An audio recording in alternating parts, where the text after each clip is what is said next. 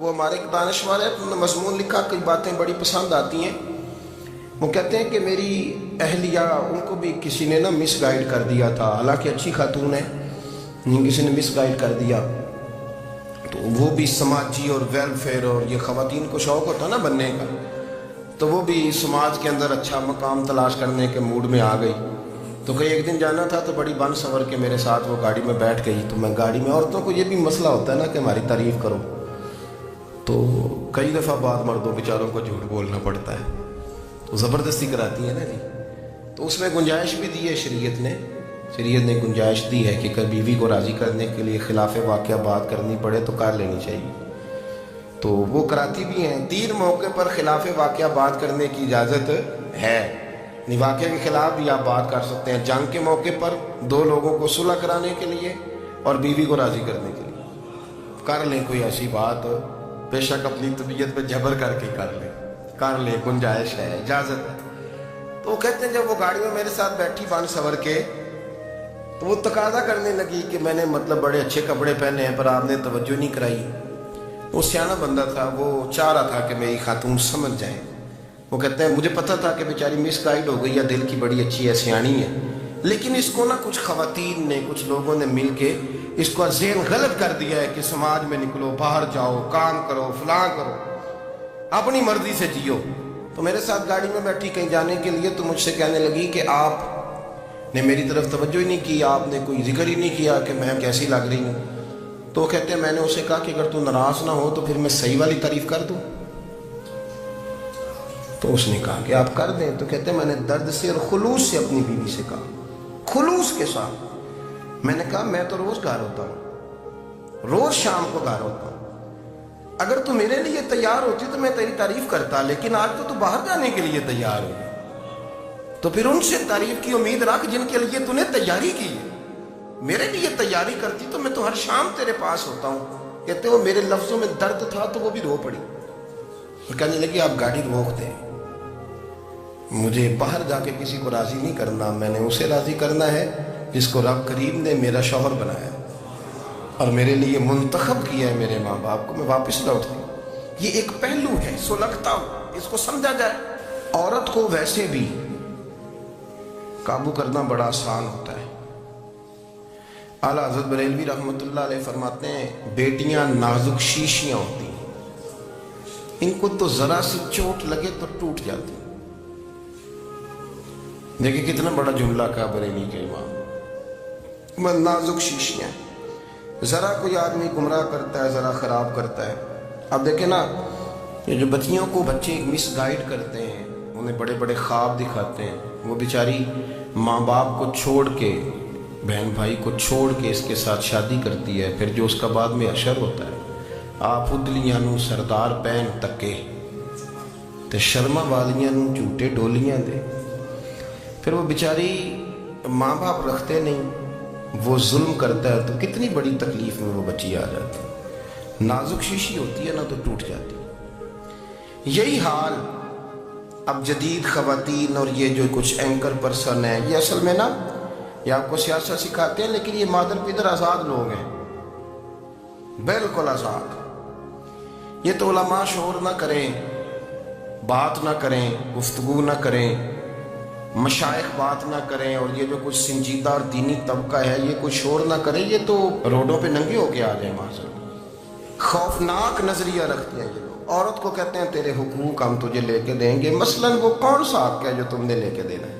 میرے نبی کریم صلی اللہ علیہ وسلم اس کو بیٹی بھی بنایا ہے، اس کو بہن بھی بنایا ہے، اس کو ماں بھی بنایا ہے، اسے بیوی کا عالی شان رتبہ بھی عطا فرمایا ہے۔ اور چونکہ بیٹی کا بھی حق بڑا بیان کیا جاتا ہے، بہن کا بھی، ماں کا بھی، اور بیوی کے معاملے میں لوگ سمجھتے ہیں کہ زیادہ بات نہیں کرنی چاہیے، شاید مسئلہ خراب ہو جائے۔ حالانکہ نبی پاک صلی اللہ تعالیٰ علیہ وسلم نے بیوی کے بارے میں پتہ کیا فرمایا؟ فرمایا جب تم نکاح کر لیتے ہو تو اپنا ایمان محفوظ کر لیتے ہو۔ اب میں اس کی شرح نہیں کرتا، خود کر لیجئے گا کہ وہ ایک ایسی شخصیت ہوتی ہے کہ جس کی موجودگی میں آپ کا ایمان محفوظ ہے۔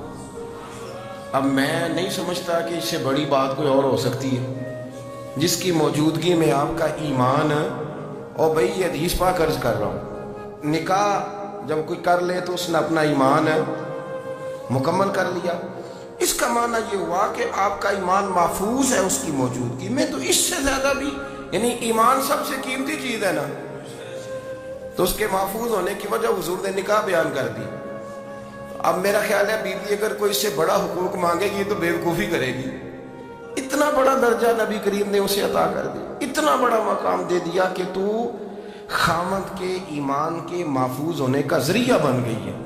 عورت کو جو حقوق رسول کریم صلی اللہ تعالی علیہ وسلم نے عطا فرمائے، نبی پاک نے جو حقوق دیے، دیکھیں نا، حضرت عبداللہ ابن عمر رضی اللہ تعالیٰ عنہ کی اہلیہ بیمار تھی، تو جلدی جلدی سے وہ آئے، تو جب بہت جلدی ہو، سفر بڑا شدید تھا، تو آپ نے جلدی سے نماز ادا کی، جلدی سے چلے۔ آپ کے خادم کہنے لگے حضور خیریت ہے؟ فرمایا میری بیوی بیمار ہے۔ تو اس نے عرض کی حضور آپ کی اہلیہ بیمار ہے، تو آپ نے نماز بھی جلدی سے پڑھی، سفر بھی جلدی جلدی کیا۔ تو فرمانے لگے یہ وہ چیزیں ہیں جو ہمیں مدینے والے رسول نے سکھائی۔ آپ اس کیفیات کو سمجھیں کہ حضور صلی اللہ علیہ وسلم نے درس دیا۔ اور پھر ایک اور بہت بڑی بات، یہ فضیلت کسی اور کو نہیں دی، جو عورت کو حضور نے فضیلت دی، یہ فضیلت کسی اور کو نہیں دی۔ کبھی حضور نے فرمایا کہ تمہارا ابا تمہارے ساتھ بہت سخت رویہ کرے تو تم نے اس کو اس سختی پر داد دینی ہے؟ فرمایا چلو اگر وہ زیادتی بھی کرے تو تم نے اس کے ساتھ سلوک اچھا ہی کرنا ہے۔ لیکن آپ ایک بات کو سمجھیں نا کہ بچے کے بارے میں، بیٹے کے بارے میں، بیٹی کے بارے میں فرمایا 10 سال کے ہو کے نماز نہ پڑھے تو سختی کرو، تمہارا ڈنڈا بھی لٹکنا چاہیے۔ بہت ساری جگہوں پہ بہت سارے لوگوں کے لیے سختی کا حکم دیا، لیکن عورت کے لیے حضور نے جو جملے کہے، اصل میں ہم سمجھتے ہیں کہ یہ ایک بات ہے، مشہور ہو گئی ہے روایت حدیث، تو بس اس کے پس منظر پر اور جملوں کے حسن پر شاید معاذ اللہ غور کرنے کی ضرورت نہیں، ذرا اس لفظ کی تاثیر پر غور کریں۔ حضور نے فرمایا عورت ٹیڑھی پسلی سے پیدا کی گئی ہے، یہ ٹیڑھی ہے، کو سیدھا کرنے کی کوشش کرو گے تو ٹوٹ جائے گی۔ تو حضور پھر ہمارے لیے حکم کیا ہے؟ فرمایا جیسی ہے تم اسی کے ساتھ نبھا کرو۔ آپ سمجھیں کہ اتنا محفوظ حضور نے درجہ دے دیا بی بی کو، اتنا محفوظ کہ فرمایا غلطی بھی ہو تو میرے غلاموں تم اس کے ساتھ نبھا کرو، گزارا کر لو۔ کو کیا اور حق چاہیے عورت کو، جس کو اس کی غلطیوں سمیت نبی پاک نے قبول کرنے کا حکم دے دیا کہ اس کی کمزوریوں سمیت قبول کر لو۔ اب اس کو اور کیا، کوئی کمزوریوں سمیت قبول کرتا ہے؟ کبھی آپ دکان پہ بیٹھے ہو تو آپ کہیں بھی اس میں یہ بھی غلطی، میرے مال میں یہ بھی کمزوری ہے، یہ بھی کمزوری ہے، یہ بھی کمزوری ہے، تو کر لے قبول؟ کرتا ہے کوئی؟ کوئی شخص ایسا ہو جو کسی چیز کی کمزوریاں بیان کر کے کہ اسے قبول کرو؟ پر رسول کریم صلی اللہ تعالی علیہ وسلم نے نا ہمیں سبق دیا، حضور نے ہمیں درس دیا، نبی پاک نے ہمیں پیغام دی۔ فرمایا یہ ٹیڑھی ہے، سیدھی کرنے کی کوشش کرو گے تو بیچاری ٹوٹ جائے گی، تو اس کے ساتھ نبھا کر جاؤ۔ آپ میری بات کو سمجھیے گا۔ چلے میں اس پر ایک اور بخاری مسلم کی حدیث پڑھتا ہوں۔ حضرت سلمان فارسی رضی اللہ تعالیٰ عنہ اور حضرت ابو درداء کے درمیان بھائی چارہ تھا۔ مکے سے مدینے جب لوگ آئے تو حضور نے بھائی بھائی بنایا تھا، ان کے درمیان بھائی چارہ تھا، تو ابھی پردے کی آیات نازل نہیں ہوئی تھی، تو لوگ ایک دوسرے کی طرف جاتے تھے۔ حضرت سلمان فارسی رضی اللہ تعالیٰ عنہ حضرت ابو درداء رضی اللہ تعالیٰ عنہ کے گھر میں تشریف لے گئے تو دیکھا کہ ان کی بیوی بڑی غمگین بیٹھی۔ ہم نے فرمایا بہن کیا ہوا؟ تو کہنے لگی تمہارے بھائی کو دلچسپی کوئی نہیں رہی، ہر روز روزہ رکھ لیتا ہے اور ساری ساری رات نفل پڑھتا ہے۔ حضرت سلمان فارسی کہنے لگے ٹھیک ہے کر لیتے ہیں بندوبست۔ نماز دین ہے کہ نہیں؟ دین ہے نا یہ چیزیں۔ لیکن حضرت سلمان فارسی جناب ابو درداء سے کہنے لگے آج میں نے تیرے گھر میں رہنے رات کو، کیونکہ وہ تو ساری رات نماز پڑھتے تھے، نفل پڑھتے تھے۔ انہوں نے کہا ٹھیک ہے، ایک بستر لا کے بچھا دیا حضرت سلمان فارسی کے لیے۔ سلمان فارسی فرمانے لگے دوسرا بھی لا۔ کہا وہ کیا کرنا ہے؟ فرمانے لگے تو نے بھی سونا ہے، میں نے بھی سونا ہے، تو نے بھی سونا ہے، عشاء پڑھیں گے اور پھر دونوں سوئیں گے۔ کہا میں نے تو نماز پڑھنی ہے۔ فرمایا تہجد کے وقت اٹھ کے پڑھیں گے، اللہ کے رسول بھی رات آخری حصے میں جا کے نماز پڑھتے۔ ادھر ساتھ سلا لیا، وہ تھوڑی کو دیر سوئے، اب عادت تھی ساری رات اٹھنے کی، ذرا اٹھنے لگے بستر سے تو حضرت سلمان فارسی فرمایا چپ کر کے سو جا، وہ بڑی رات پڑی ہوئی، چپ کر کے سو جا۔ وہ لیٹ گئے، پھر اٹھنے لگے تو فرمایا سو جا چپ کر کے، بڑا ٹائم ہے۔ سحری کے وقت اٹھے، نفل پڑھے، ان کا ارادہ تھا روزہ رکھنے کا، تو فرمانے لگے کل رکھا تھا نا، نفلی روزہ جی رکھا تھا، پرسوں بھی رکھا تھا، ترسوں بھی رکھا تھا، فرمایا آج نہیں رکھنا، آج میں تیرا مہمان ہوں، سارا دن کٹھے مل کے روٹیاں کھائیں گے، آج نہیں روزہ رکھنا، سلا دیا۔ اب حضرت ابو درداء رضی اللہ تعالیٰ عنہ کہہ تو کچھ نہ سکے، پر کہنے لگے سلمان تم پتہ تم کیا کر رہے ہو، نہ تم نے مجھے رات اٹھ کے زیادہ نفل پڑھنے دیے، سویرے روزہ نہیں رکھنے دیا۔ تو حضرت سلمان فارسی کہنے لگے کوئی لمبی بات تو نہیں نا، چلتے ہیں نا ابھی فجر میں مسجد نبی میں، تو نبی پاک کو بتاتے ہیں سرکار دو عالم علیہ السلام کی خدمت میں تو اپنی بات کرنا، میں اپنی کروں گا، حضور نتیجے کا اعلان فرما دیں کہ بات طے ہو جائے گی۔ حاضر خدمت ہوئے، عرض کی یا رسول اللہ صلی اللہ تعالیٰ علیہ وسلم یہ ساری رات نفل پڑھتے ہیں، ہر روز روزہ رکھتے ہیں، ان کی اہلیہ غمگین بیٹھی ہیں، حکم فرمائے۔ تو نبی پاک صلی اللہ علیہ وسلم نے فرمایا پھر ہوا کیا؟ یا رسول اللہ میں نے رات سلایا ہے، سحری میں اٹھایا ہے، سویرے روزہ نہیں رکھنے دیا۔ نبی پاک نے فرمایا سلمان فارسی نے ٹھیک کیا، سلمان فارسی نے ٹھیک کیا۔ پھر حضور نے فرمایا، نبی کریم نے فرمایا ابو درداء تیرے اوپر اگر اللہ کا حق ہے، اس کے رسول کا حق ہے، دین کا حق ہے، تو فرمایا تیری آنکھ کا بھی تیرے اوپر حق ہے، تیرے وجود کا بھی تیرے اوپر حق ہے، یہ حضور نے فرمایا۔ تیرے بچوں کا بھی تیرے اوپر حق ہے، تیری بیوی کا بھی تیرے اوپر حق، اس حق کو بھی سمجھے۔ حقوق اللہ بھی ہیں، پر تیری آنکھ کا بھی تیرے اوپر، کیا مانا کہ تیری آنکھ سونا چاہتی ہے تو اسے سلا بھی، تیرے وجود کا بھی تیرے اوپر حق، تو تیرا وجود آرام کرنا چاہتا ہے تو اسے آرام بھی کرا۔ اور پھر وہاں نبی پاک صلی اللہ علیہ وسلم نے فرمایا میں تم سب، سننا یہ لفظ حدیث کے، حضور نے اسی موقع پر فرمایا میں تم سب سے زیادہ اپنے رب کو جانتا ہوں اور میں تم سب سے بڑھ کر اپنے رب سے ڈرتا ہوں۔ حضور فرمانے لگے میں روزہ بھی رکھتا ہوں، افطار بھی کرتا ہوں، یعنی کبھی رکھتا ہوں اور کبھی نہیں رکھتا۔ فرمایا میں نفل بھی پڑھتا ہوں اور اپنی بیویوں کو وقت بھی دیتا ہوں۔ سرکار مسجد میں بھی آتے تھے، نواسوں کے ساتھ کھیلا بھی کرتے، ان کے ساتھ پیار بھی کرتے۔ تو اتنے بڑے حقوق حضور نے بیان فرمائے عورتوں کے کہ تمہاری بیوی کا بھی تمہارے اوپر۔ لو ایک حدیث بخاری کی اور یہاں بیان کر دیتا ہوں۔ ایک شخص نے آ کے عرض کی یا رسول اللہ صلی اللہ تعالیٰ علیہ وسلم جہاد کے لیے تیاری ہو گئی ہے، صفیں بن رہی ہیں، مجاہدین کی تیاری ہے، تو میرا بھی نام لکھ دیا گیا ہے مجاہدوں کی لسٹ میں، لیکن یا رسول اللہ صلی اللہ تعالیٰ علیہ وسلم میری بیوی نے حج کی تیاری کر لی ہے اور میرے دوستوں نے، صحابہ نے میرا نام مجاہدین کی لسٹ میں لکھ دیا، تو میرے لیے کیا حکم ہے؟ یہ بخاری مسلم ہے۔ تو نبی پاک صلی اللہ تعالیٰ علیہ وسلم نے فرمایا جہاد پہ کوئی اور چلا جائے گا تو بیوی کے ساتھ حج کرنے جا، اسے محرم کی ضرورت ہے، وہ تیرے بغیر کیسے جائے گی؟ مجاہدین کو تو اور مجاہد مل جائے گا، پر تو اپنی بیوی کے ساتھ جانا۔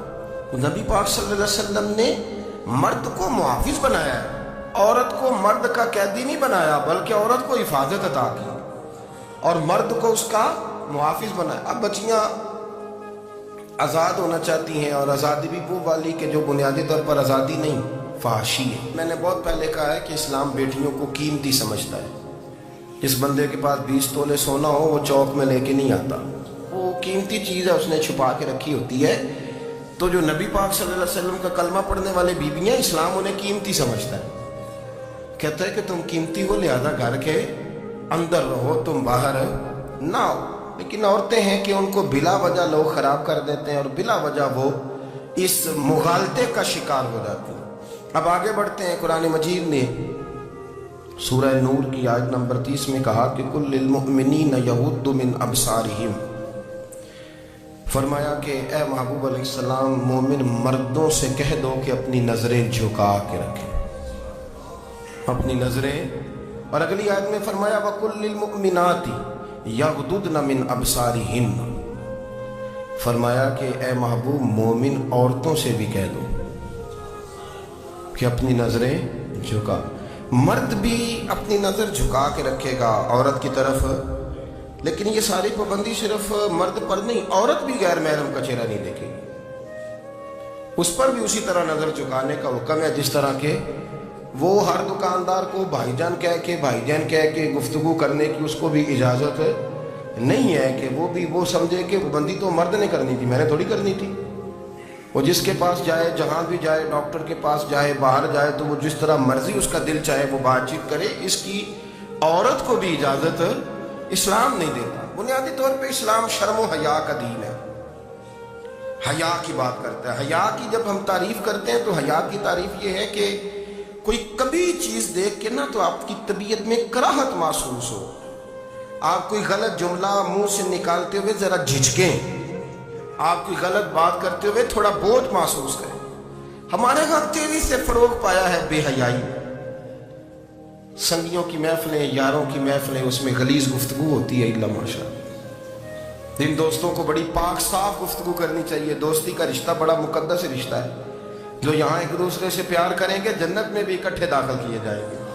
شرط یہ ہے کہ پیار اللہ رسول کی رضا کے لیے ہو، لیکن اس کے اندر اگر آپ کی گفتگو کچی ہو، کمزور ہو، فحاشی والی ہو، عریانی والی ہو، وہ ہمارے ہاں تو اب اس کو لوگ فیشن سمجھتے ہیں، اس کو مردانگی کی علامت سمجھتے ہیں کہ وہ جی ساری باتیں جی وہاں ہو گئی، اور جس کا جو جی چاہا اس نے کہا۔ آپ جب حیا کے دائرے میں ہوتے ہیں تو آپ خود بھی سکون محسوس کرتے ہیں۔ دیکھیں نا، آپ کو نیند سکون سے کہاں آتی ہے؟ جہاں کمرہ بند ہو، چاروں جانب دیوار ہے، اوپر چھت ہے، خالی دروازہ بھی کھلا ہوا ہونا تو جب بندہ سکون لینا چاہتا ہے تو کہتا ہے یار ذرا دروازہ ذرا بند کر دو۔ وہ اچھی طرح اپنے آپ کو چھپا لیتا ہے نا حیا کے پردے میں، تو اللہ اسے سکون عطا کرتا ہے۔ اور جو اس سے بھی زیادہ ٹھنڈی نیند میں جانا چاہتا ہے وہ کہتا ہے لائٹ بھی بند کر دو۔ اب وہ مکمل طور پہ سمجھتا ہے کہ میں چاروں جانب سے چھپ گیا ہوں، اگر میں کھل کے بھی سو جاؤں گا تو میرا چونکہ پردہ قائم ہے تو مجھے کوئی دشواری نہیں ہو۔ آپ جب چھپ جاتے ہیں، جب آپ حیا کے اندر سمٹ جاتے ہیں، جب آپ چادر کے اندر آ جاتے ہیں تو آپ بہت ساری جگہوں پہ آسانی محسوس کرتے ہیں۔ تو حیا تو آپ کو سکون دیتی ہے، حیا تو دل کو راحت دیتی ہے۔ میں بڑی ذمہ داری سے بات عرض کرتا ہوں، قرآن مجید نے نا ایک مقام پہ مذاق کو، ایک مزاح ہوتا ہے خوش طبی، وہ نہیں، مذاق اڑانا، قرآن پاک نے نا مذاق کو ایک جگہ پہ جاہلوں کا طریقہ بھی قرار دیا۔ بنی اسرائیل کے لوگوں سے حضرت موسیٰ نے کہا کہ گائے ذبح کرو، ایک ٹکڑا مقتول کو مارو، زندہ ہو کے خود بتا دے گا مجھے کس بندے نے قتل کیا۔ تو کہنے لگے آپ ہمارے ساتھ مذاق کر رہے ہیں۔ تو قرآن مجید کہتا ہے کہ حضرت سیدنا موسیٰ علیہ السلام فرمانے لگے اعوذ باللہ ان اکون من الجاہلین، فرمانے لگے میں اللہ کی پناہ مانگتا ہوں کہ میں جاہلوں میں سے ہوں۔ یہ مذاق کرنا تو جاہلوں کا طریقہ ہے۔ اگر آپ کی زبان سے بے حیائی کا جملہ نکل گیا، اگر آپ کی زبان سے بے حیائی کا جملہ نکل گیا، آپ نے کہہ دیا کہ ہم آزاد لوگ ہیں، جو مرضی کریں گے، جو مرضی کہیں گے، جو ہمارا دل میں آئے گا کریں گے، تو پھر تو لوگ آپ کا وہ حشر کریں گے کہ آپ سے برداشت ہی نہیں ہوگا۔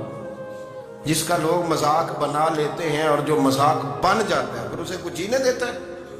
آپ حیا کی چادر میں چھپیں گے تو بچیں گے۔ اگر آپ نے اپنا مذاق بنوا لیا یہ کہہ کے کہ میں نے مرضی کرنی ہے، پھر یاد رکھنا چھپنے کو جگہ نہیں ملے گی، پھر تکلیف میں آ جائے، پھر بہت بڑی اذیت کا شکار ہو جائے۔ شرم و حیا، عرب کے اندر جو کنواری لڑکیاں تھیں ان میں بڑی حیا ہوتی تھی۔ الحمدللہ میں بڑے فخر سے کہتا ہوں کہ میرے پنجاب کی، میرے پاکستان کی بیٹیاں بھی 20 دفعہ ان کا ابا کہے تیری شادی کرنی ہے تو وہ آنکھ نہیں اٹھا پاتی آج بھی۔ یہ تو وہ چند لوگ ہیں جو کہتے ہیں ہم ہائی کلاس ہو گئے، ہمیں نہیں پتا کہ وہ روشن خیال ہو گئے ہیں کہ روغن خیال ہو گئے، پتہ نہیں کدھر چلے گئے۔ ورنہ ہماری بیٹیاں آج بھی جب ان سے ان کا باپ، ان کی ماں بات کرتی ہے تیری شادی کی، تو وہ تو شرم کے ساتھ پچھلے سے پچھلے کمرے میں چھپتی ہیں۔ یہ اللہ نے فضل کیا ہوا ہے اس ملت پر۔ تو عرب کی لڑکی بڑی حیا والی ہوتی تھی، اس سے کوئی بات کرنی پڑتی تھی تو 20 دفعہ بات کی جاتی، پھر بھی وہ عورت چھپتی پھرتی تھی۔ حضرت عائشہ صدیقہ رضی اللہ تعالیٰ عنہ فرمانے لگیں میرے نبی پاک صلی اللہ علیہ وسلم عرب کی کنواری لڑکیوں سے بھی زیادہ حیا کرنے والے۔